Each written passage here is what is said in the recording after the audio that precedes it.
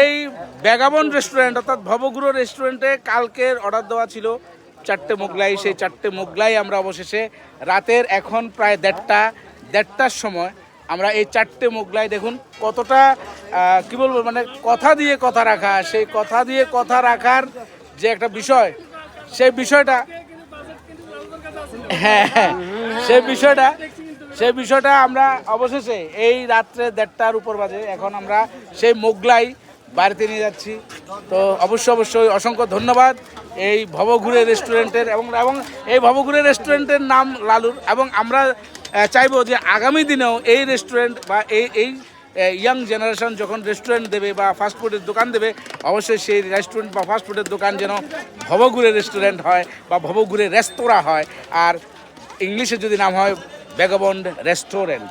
তো সেই জন্য অসংখ্য ধন্যবাদ এবং অসংখ্য কৃতজ্ঞতা এবং আরও বেশি বেশি করে ভালোবাসা রইল এদের জন্য, যাতে করে এরা প্রত্যেক বছর আমাদের সঙ্গে অন্তত এদের সঙ্গে যোগাযোগ হয়, দেখা হয়।